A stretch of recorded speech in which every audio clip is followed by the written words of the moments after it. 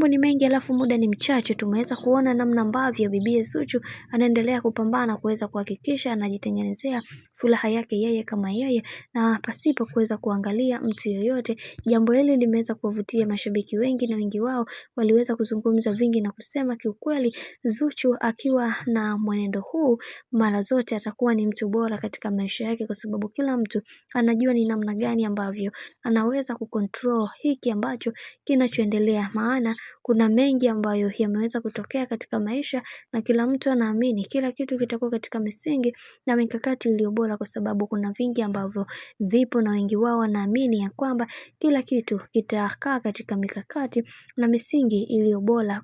na wengi wao wakaamini kwenye hiki kinachoendelea Mungu mwenyewe ndiye ambaye atakayeweza kusimama imara na kumhakikishia bibi Zuchu anaishi katika maisha yenye misingi na yenye amani katika kila hatua ya maisha ambayo anayopiga. Najua kuna wengi watajiuliza maswali mengi juu ya hiki ambacho kinachoendelea sasa, lakini ukweli ni kwamba kuna watu wanaamini ya kwamba hakuna kitu ambacho kinachoshindikanika katika hii dunia, ila mnatakiwa kuweza kuwa na subra na kujivunia vitu vikubwa ambavyo Mwenyezi Mungu ameweza kuwaekea, na hiki ndicho ambacho kilichomfanya bibi Zuchu aweze kuzungumza vingi na akisema ya kwamba mimi kama mimi nitapambana kuweza kujitafutia furaha yangu na kuwa katika misingi imara, kwa sababu kuna wengi ambao hawatamani sana kuweza kuniona nikiwa katika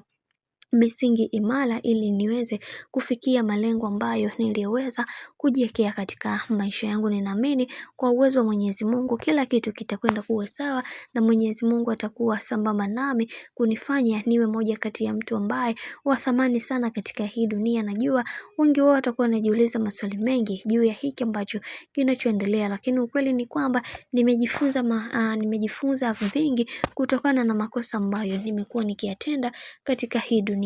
Bwana, mambo ni mengi, alafu muda ni mchache.